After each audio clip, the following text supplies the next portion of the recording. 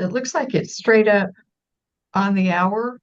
So might go ahead and get started. And welcome to our fireside chat today. We're so excited you are here and thank you for attending. Um, I think Ariel just put a note in the chat. If you'll drop your name and location in the chat, that would be great.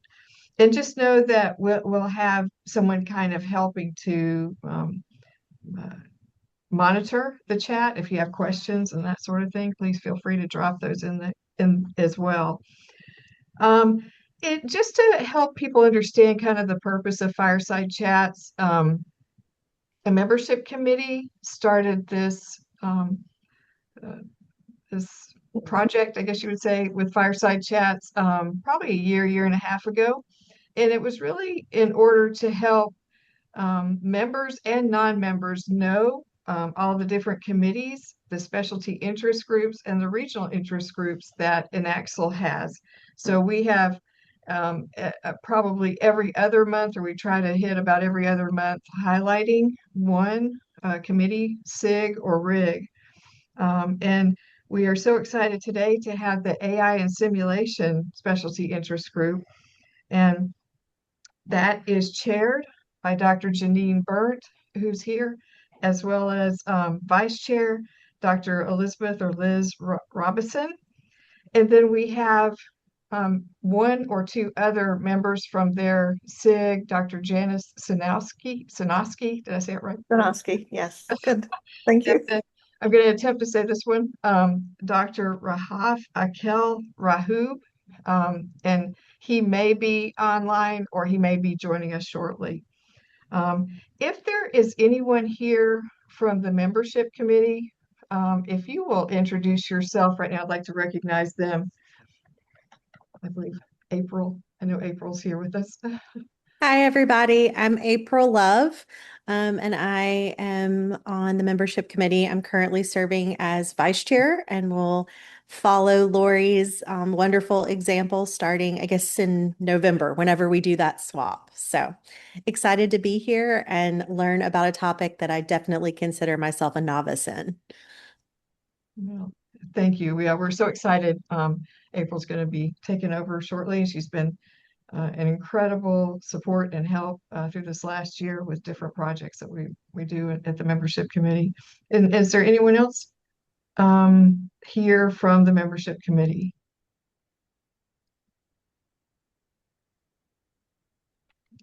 Okay, well, we'll go ahead and introduce our leadership for the SIG, and I'll hand it over to Dr. Janeen Berndt so that they can introduce themselves. Thank you so much. I'm so excited to be here. I am Janeen Berndt, and I am the AI SIG chair. I'm also the Senior Director of Curriculum and Instruction at Galen College of Nursing. I've been involved with simulation for over 20 years. I actually entered academia in 2004. And so that was a very remote, rural associate degree program where we didn't have clinical experiences for a lot of our courses because we were the new kids on the block. So simulation was quickly a need to have rather than a nice to have. And I've been a member of INACSL since that very year. Thank you. Dr. Robison. Hi. I go by Liz, so Liz Robison. I'm now in what I refer to as preferment. I'm a retired professor at a state college here in the Panhandle of Florida. I did 16 years there. Prior to that, I did 22 years in the United States Air Force and filled a variety of leadership roles. So when I did my second career in education, I wanted to be where the boots are on the ground, so to speak. I didn't want to really take any leadership roles. I really just wanted to teach. You know how you get into the love of teaching and you just want to do that. And I was fortunate to be able to do that. Like Janeen, when I first started my job, before my contract was even started, the director reached out and said, "We have this faculty development. At the time, it was called MEDI. You may know that. And they're going to be coming for a week to do faculty development in simulation. So before I even started, I had my first professional development on use of simulation, and have used it in my 16 years and throughout my time, but became dedicated where we got a dedicated FTE. My last about four or 5 years where we had a dedicated FTE, and I was then designated as the coordinator, and stood up the first 5-room simulation center at our small little program, and really loved doing that. Was on the board of INACSL for 4 years, and now I'm on the board. I'm supposed to be retired, right? I'm on the board of the Organization for Associate Degree Nursing, where Janeen and I work pretty hand in hand over the years in their simulation committee. So when actually Janeen thought about this idea for the SIG, she really approached different folks that she knew were members of both organizations to look at starting a special interest group. So I'll go over to Janice, and she can introduce herself. Hi, everybody. I'm Janice Sanoski. I'm also retired. I'm a professor emerita from the University of Lynchburg in Lynchburg, Virginia. I've been involved in simulation for about 13 years. Started teaching at a diploma program, moved to an associate degree program, and then for the last years taught at a BSN level. My interests in simulation research range from really how educators use simulation to measure competence, to developing best practices for moulage application in standardized patients, and how AI can improve simulation experience for not only the students, but the faculty. So I'm still learning every day from everyone I meet in simulation. I was an early adopter of ChatGPT for case study development back in the fall of 22. I found case studies very effective when I was teaching critical care, and I was hoping ChatGPT could help me just a little bit. And gosh, what I have learned. I took a couple of courses in designing prompts, and after that, I realized how quickly ChatGPT could format a very comprehensive case with the right prompting, but also how much expertise was still needed to review and refine those cases by the faculty that I would consider subject experts. So I've just been enthused, and now I have the time and I still have the interest, and I'm very involved in several groups. So like you, Liz, we're full-time retired people doing full-time stuff that we love now. And I see that Rahif is joined us. So I'm going to let her introduce herself. Thank you.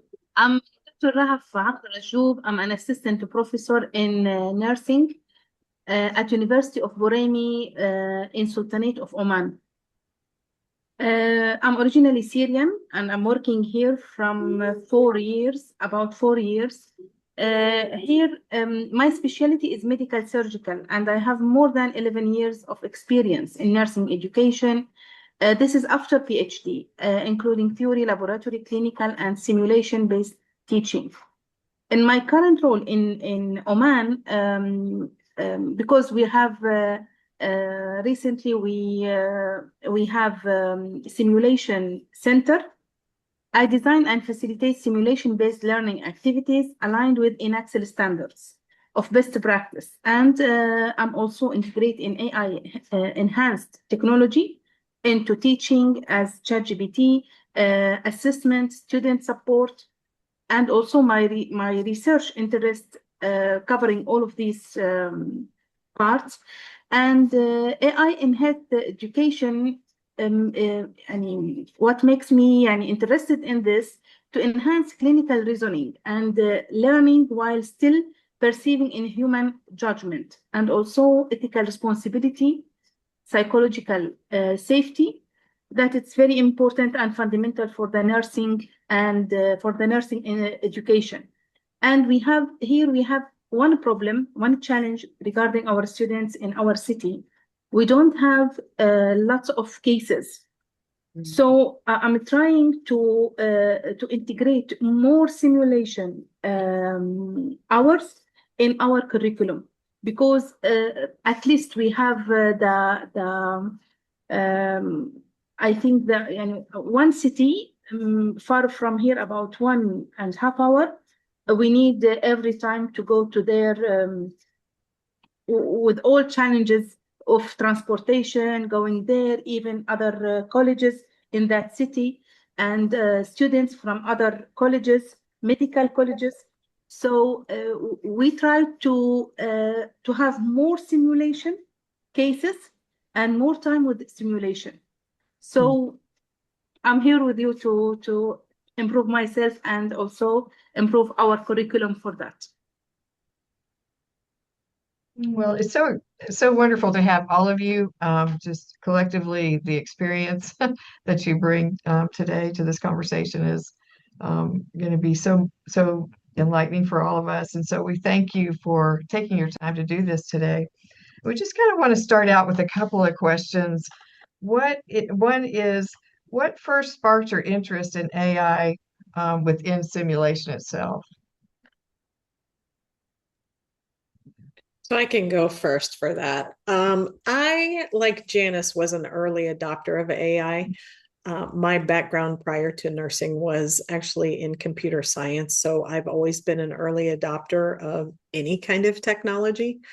So I had actually been using ChatGPT for work-related things, like help me draft this email, or help me plan staffing for my department, or things like that. And then one day I just decided that I would try it for actually it was for pre-briefing script, and then from there it just flourished. So now I find myself continuing to explore not so much how can this help me, but how can AI across a variety of platforms help us do what wasn't possible before.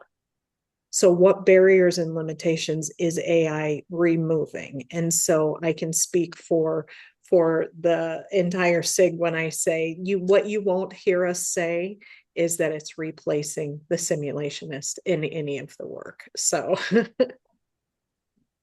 that's so good to hear that part of it, especially. But I had a very similar journey to both early adopter. So when it first came out in November 2022, it kind of hit my feed, and it seemed to be very on everything that I was emails and stuff that I was touching. And one of the things and the beauty of being involved in committees is that Odin Simulation Committee, we all kind of had that same fire and excitement with this new technology. And so, again, using a lot of personal and somewhat in the job that I do as a consultant, but then really looking at how it could help in the simulation world. And that was through, partnering with some of the colleagues in the committee. We just kind of played around with how best to prompt engineer, playing around with the technology, getting ready to do some workshops, sharing that information with workshops, and just being really engaged in something new. And I think when you're involved in committees like that, it stimulates that drive to, oh, did you see this? No, I didn't see it. Did you do that? So you have that ability to have people around you that are passionate about the same things and explore things very similarly, and you may get into that process a little bit more. But that was really, really early on. And then I started seeing it pop up in the nursing literature. And so started really focusing on what was out there in the nursing literature, particularly in nursing education literature. And just became more and more excited about this new technology and what it could do for those in healthcare simulation as an adjunct, not as a replacement, definitely. So that's how I got excited about it. Yeah, I was intrigued about all of the different roles that AI could take on at the same time simultaneously and never get distracted, never get confused, always have everything done. And I thought, this is great. So I had a buddy to help me with scenario design, but I also had a tool that I could use for students. It would kind of interact with students and give very realistic patient role information to students. And then I learned that it could be a communication coach for the students. And sometimes hearing it from AI would be better than hearing it from faculty or different from hearing it from a faculty. And the students were so excited. As long as you give your AI coach the prompt that it needs to respond with feedback in a mentoring coaching style. And then I thought, well, it could also be a data analyst as well. Instead of me staying up so late at night looking at all of the student answers and trying to find the common themes where they're having problems, I could input all of that data and ChatGPT would look at it from an analyst point of view and give me the results of what they see, more in pattern recognition, I think, of what was going on. And then I would look at that data and say, okay, this is maybe where I need to change my teaching strategies so that all of the students get the concepts. And it just amazed me that it could do that so quickly, tirelessly, and I was hooked.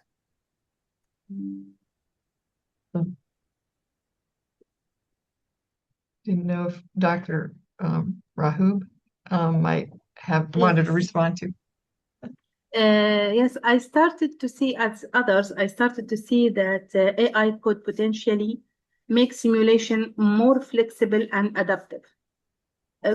We have many challenges in nursing education here in non-English speakers, because we have this as a problem, language barrier.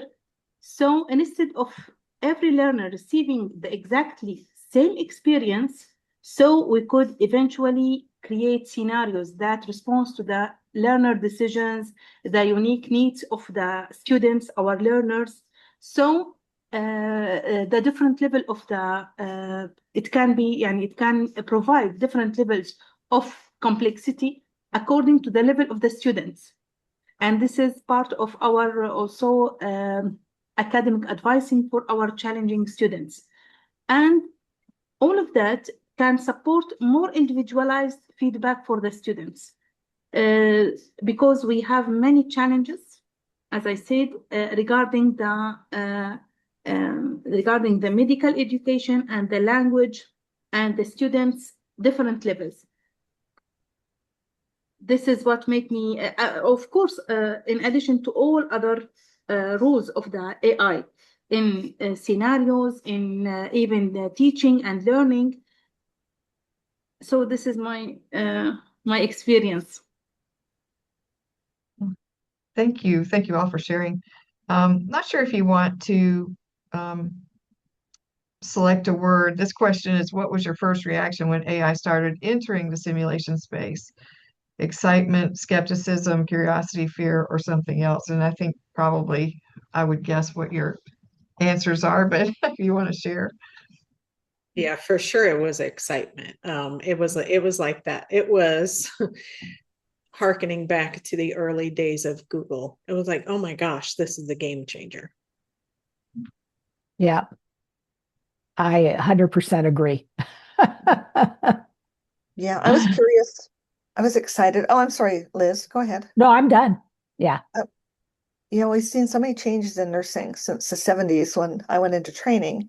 And I always wondered what's coming next for nurses, what's coming next for nursing students. And I really think that nurses need to lead the way with initiatives or risk having decisions made for us.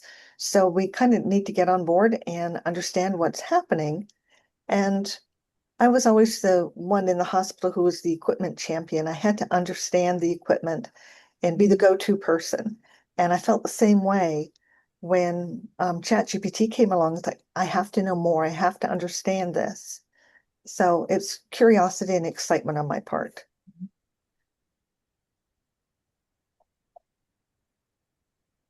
And I did, Dr. Rahu, did you want to respond as well, or? Yes.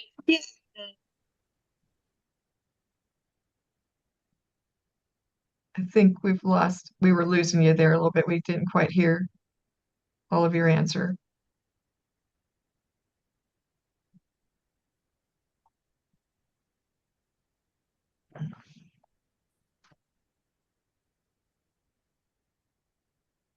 Might be having just a little It's like they problem might with, be having an issue. Their mic is on, but we can't hear anything.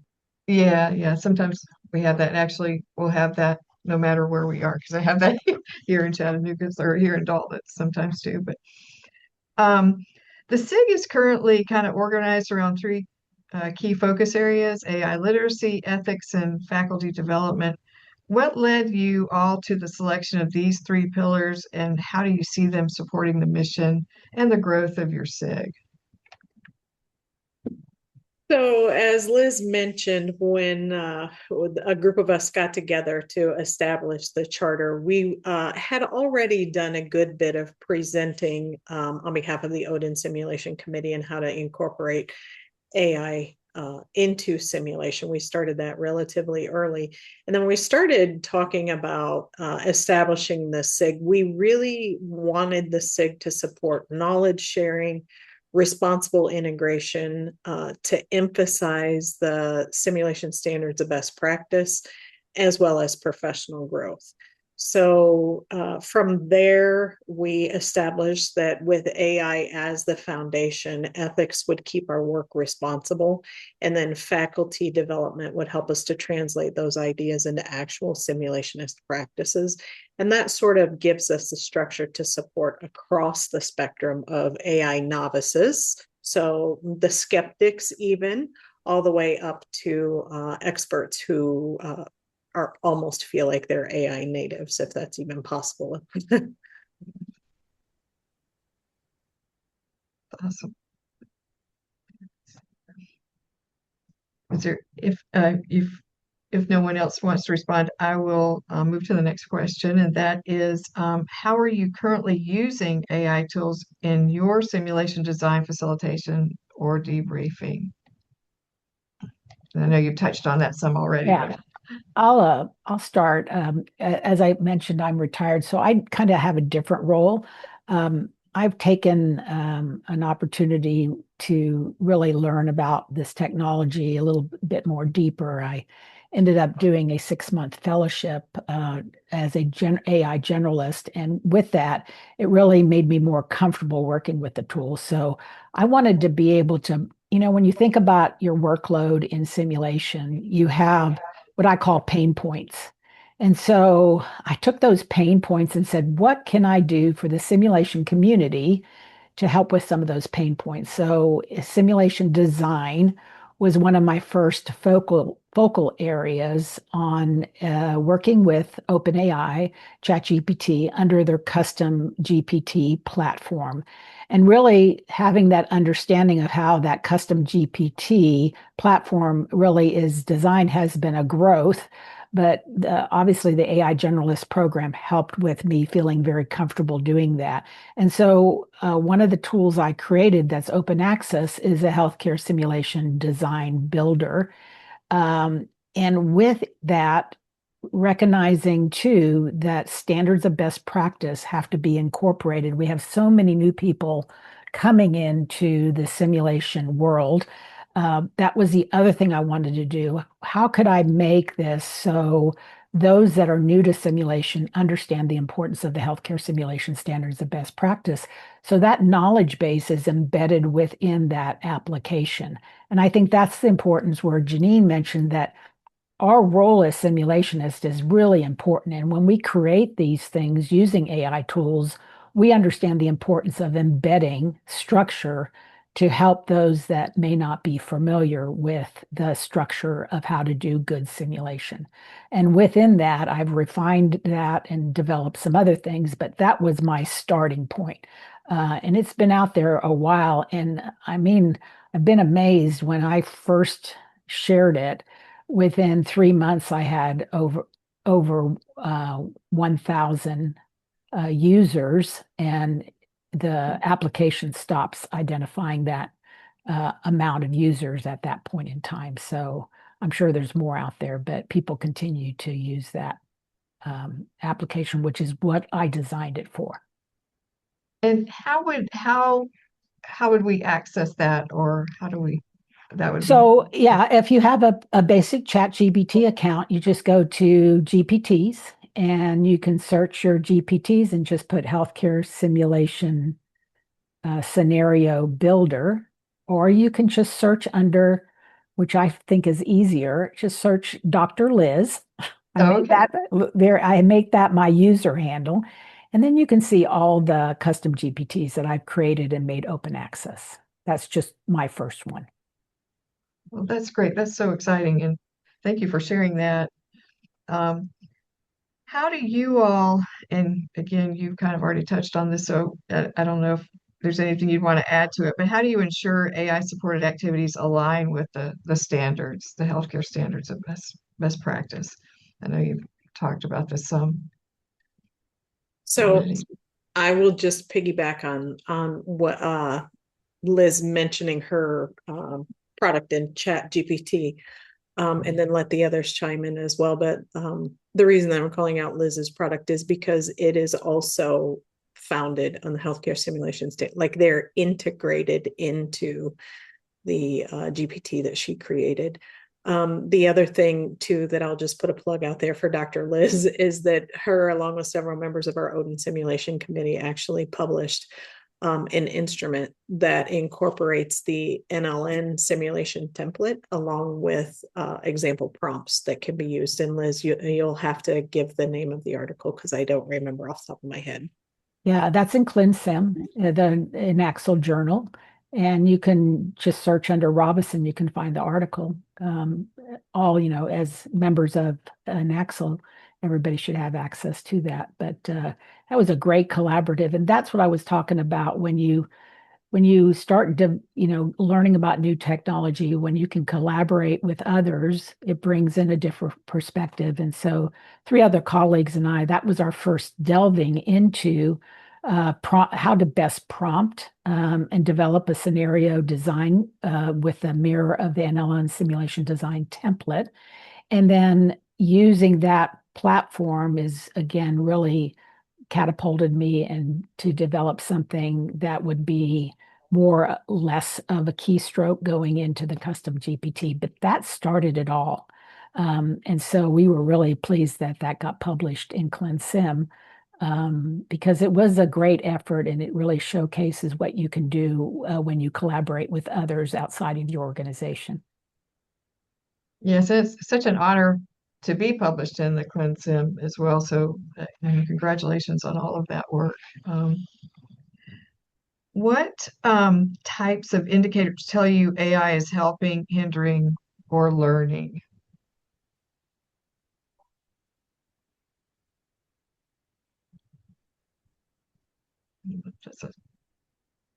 That's a different question. But Yeah. Yes. Can I answer?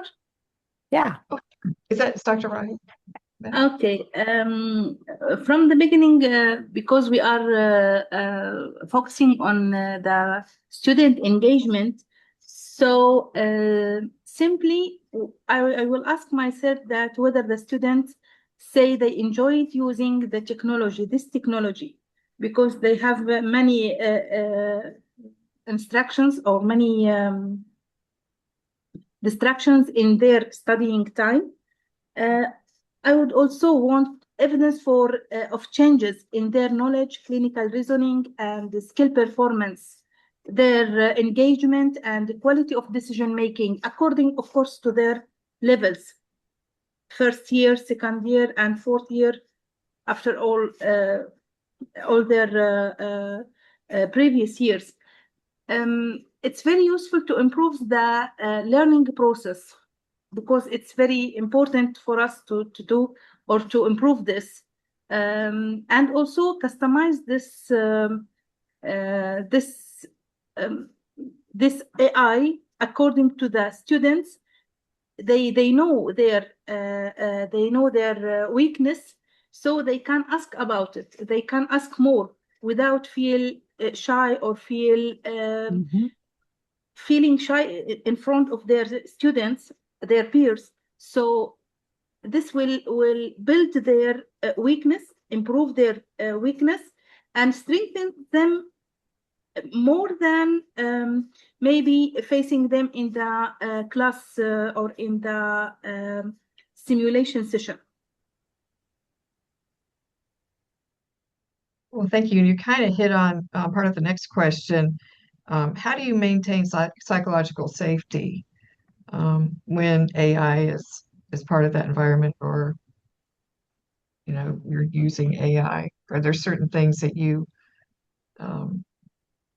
enact to maintain that psychological safety? Well, I think you have to be very transparent with the students and explain how AI will be used, because unless they have an understanding, they may have the wrong idea that maybe AI is going to be used for high stakes consequences testing, and say, no, it's a tool. It's like any of the other tools that we have. This is what I'm going to do with it. And it's a learning tool. It's not to judge you. It's not going to be used in high stakes testing. It's just another tool to help you. And I think that's going to bring down some of the anxiety that the students have and gradually integrate it into the sims. Let them give feedback as to what works and what doesn't work, and then build on it together. Then they feel like they have ownership of that as well, a part of that ownership. And I think you get much better response from the students and acceptance that you're using a new tool. I love that.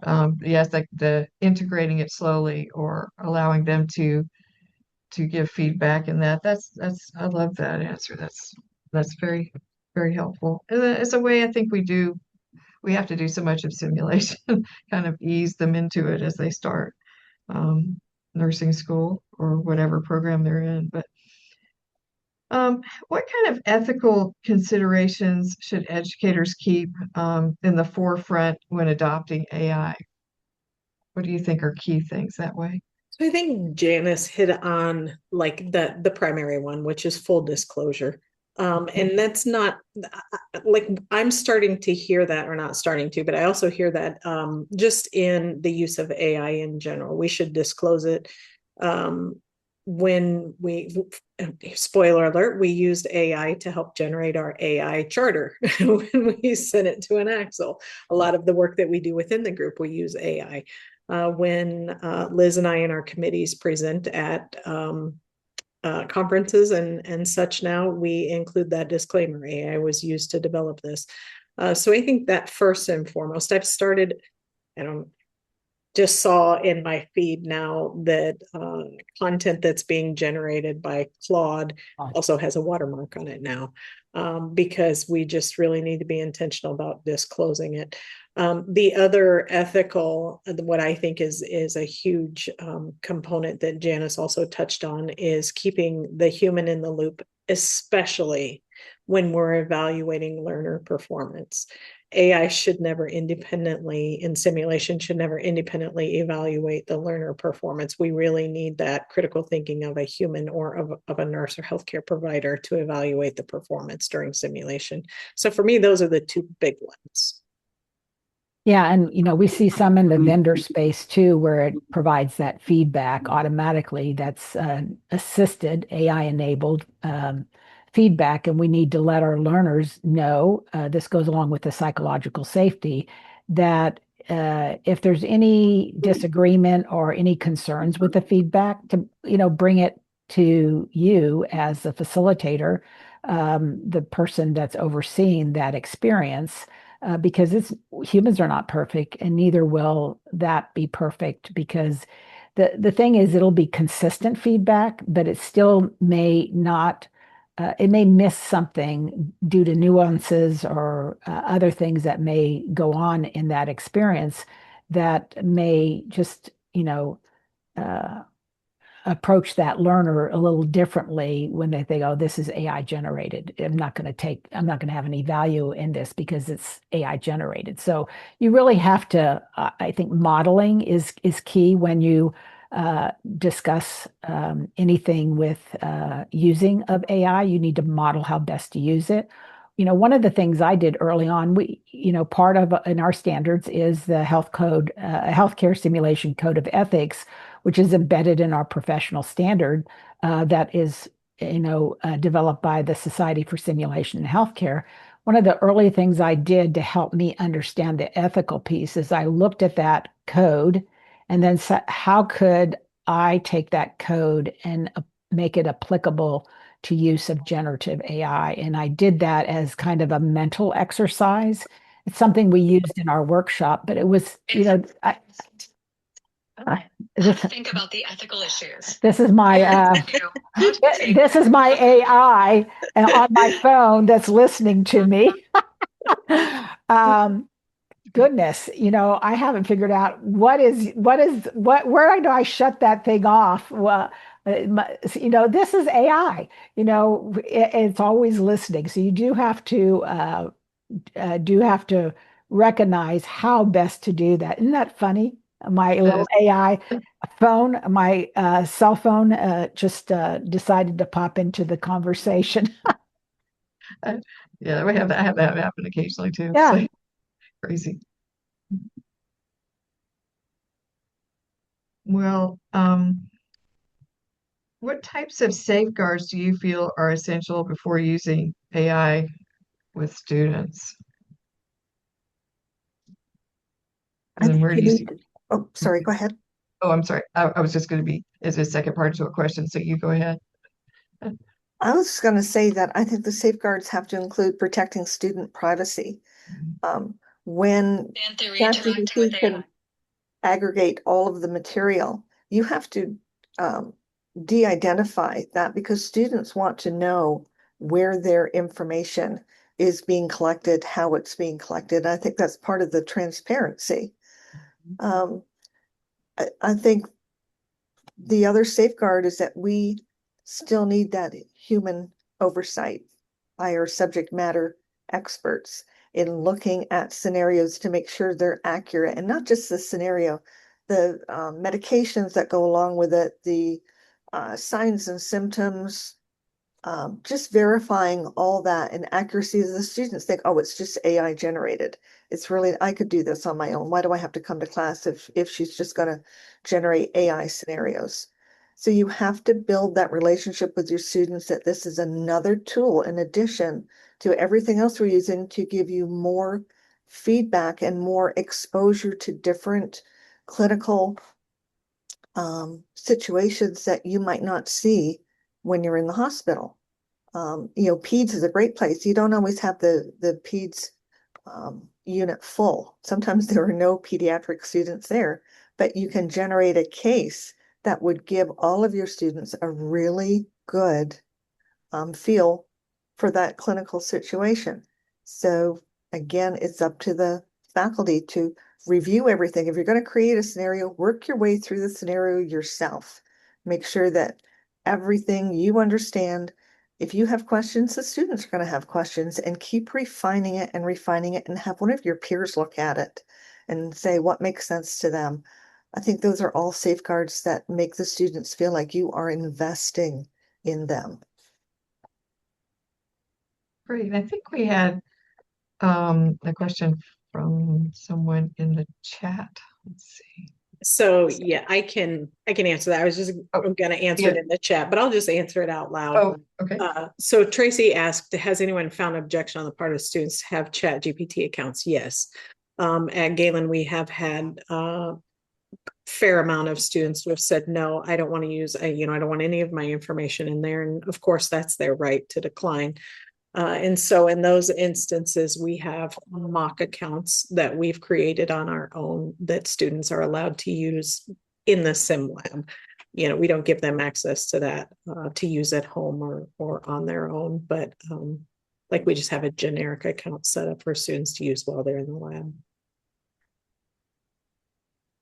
And I would just say too, again, to Dr. Rayub, if just jump in here if you feel like you want to respond to any of the questions too. But I know that you talked a little bit about some of the things that AI cannot replace, but are there any tasks in particular other than evaluating students or anything in addition to that do you feel like AI should not replace that potentially could, I guess? Well, clinician judgment, Mhm. which is another really outside of simulation, a really, really hot topic. Of course, AI also cannot replace the art of nursing either, the compassionate connection that we have with our patients.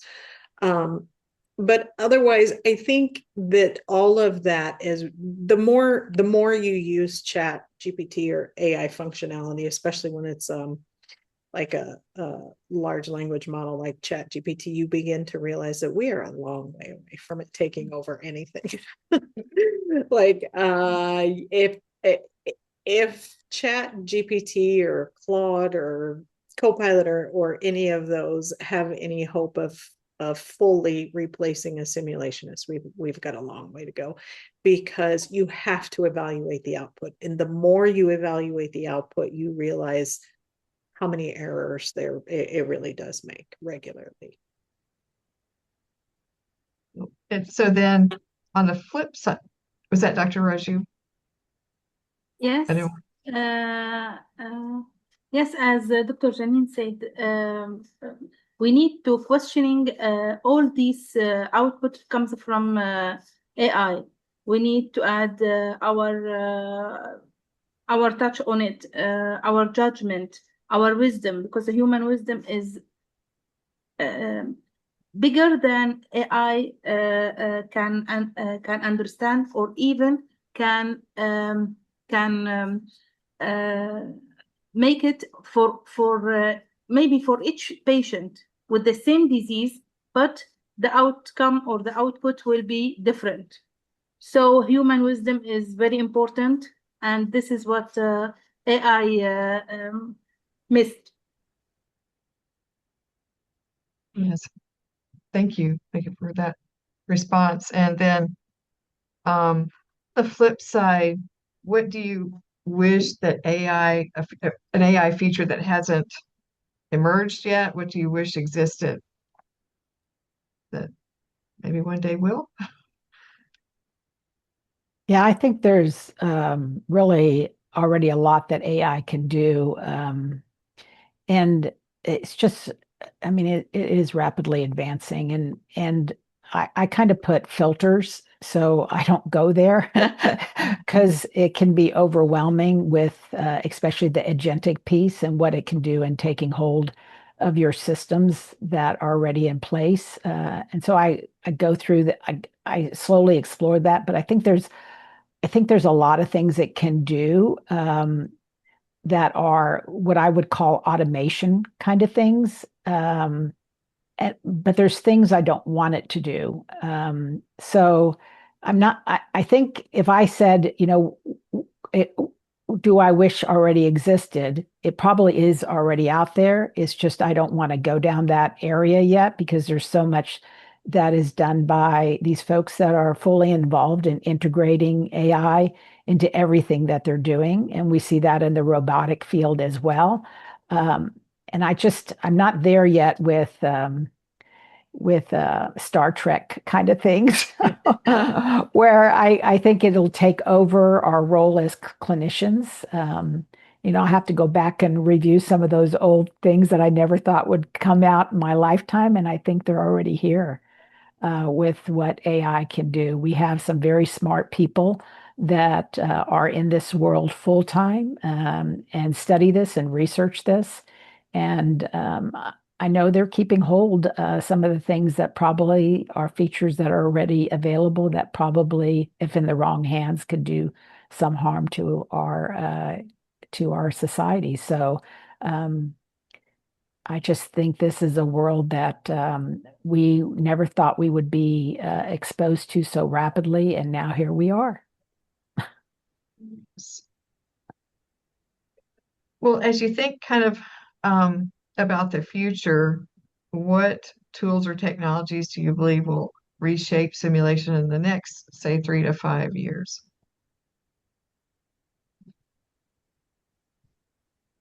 So I have dreams. I'm sure that this is already in the works out there, but that we would have an adaptive simulation product. Like we have computer adaptive NCLEX. I'm sure that at some point we'll have adaptive simulation technology that adapts and responds based on the participants' decisions and actions, so that they can then learn. So sort of like simulation on the fly, but with AI. Awesome.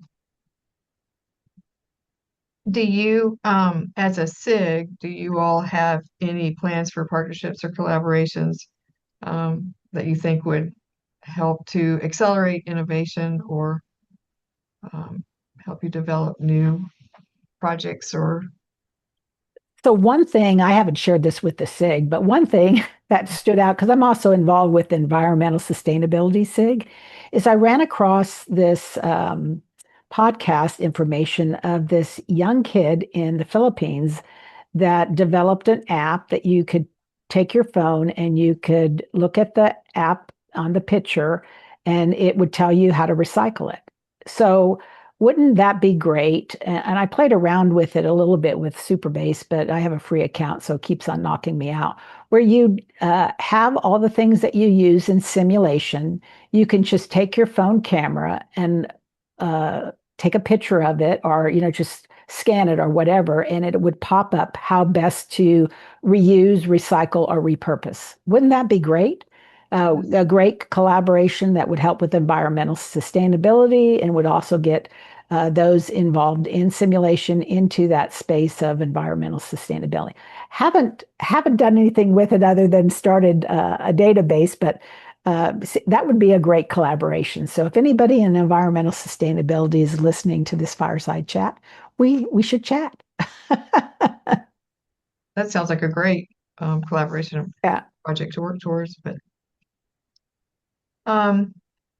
so if someone is interested in getting involved with your SIG, should they just, you want to talk about the process of submitting the forms for that, or? Yeah, I mean, it's just really simple. You just go to your membership page on INACSL, and then go to update your membership. You necessarily renew it, but that's the process. And then you just add AI SIG or any of the other amazing SIGs that you'd like to join, and then check out. You won't get charged for your full renewal, just adding that to your membership. And I then think we'll Eric, meet, I believe, Liz, it's the first Monday of the month. okay. Yes. Yes, first Monday of the month. Mhm. Every month. Yes, SIGs are completely free, so come join us. Yes, and so Ariel's got that in the chat. So that links you directly to that form that you submit. And then what rises to the top as the most meaningful benefit for being a part of this group for each of you?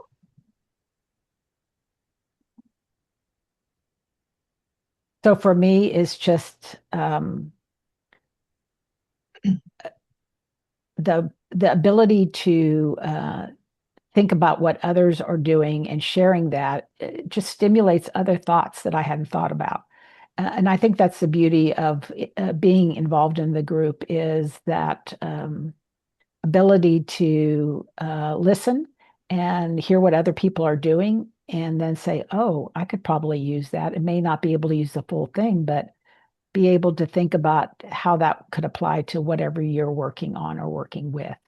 To me, collaboration is the key to success, because we can't do anything solo in our simulation world. And I'm such a strong believer in collaborating outside your institution, because sometimes there's groupthink within your institution, and getting out of that groupthink, you sometimes have to go outside your organization for that. your institution for that. So that's why I love being involved in groups. That's great. Yeah, go ahead. Oh, I was just going to say that I agree. Like one of the things that we didn't touch on in this chat is that one of the features of our regular monthly meeting is we ask the members to share what they're already doing, ways that they're already using AI. And so then that really sparks innovation in the rest of us. But the other advantage of the SIG is that we're really wanting to be intentional about shaping the direction of AI within simulation.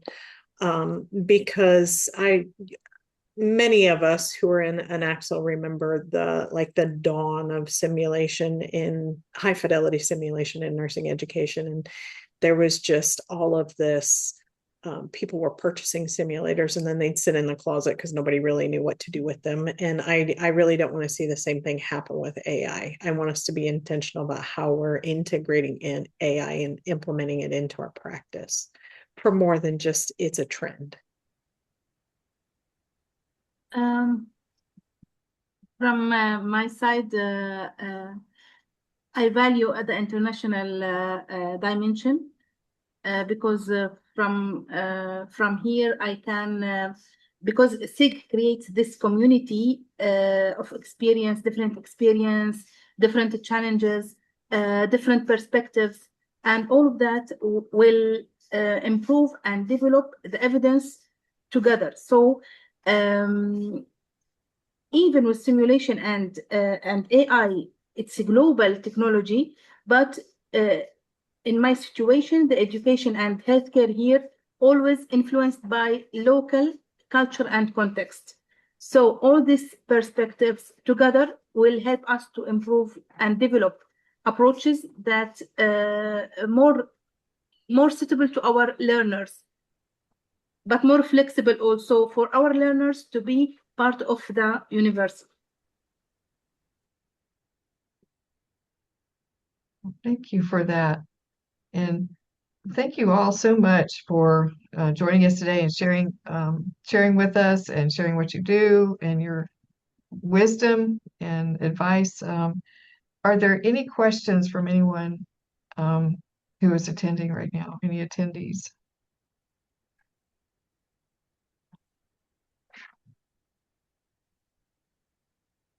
I know some questions have already been going through the chat, so.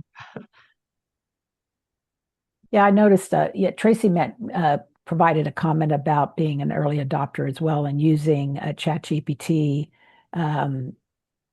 to create technology to speak through a designated tablet.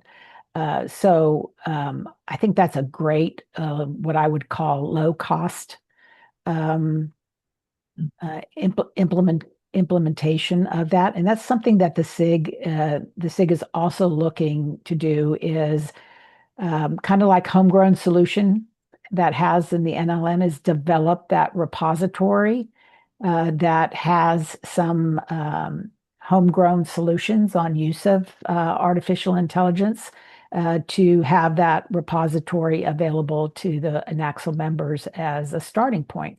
Because there can be a lot out there and a lot of misconceptions of what tools to use and how best to incorporate that within your simulation operations. And so that's one of the things too that the SIG is working on, trying to have like a resource repository for different things that the members of the SIG are doing. So the more members we have that are doing things with artificial intelligence, the more robust that repository will be. That's very exciting, yeah, to hear that you're doing that, creating that and collecting that information as well to make that available to others. Any other questions before we close?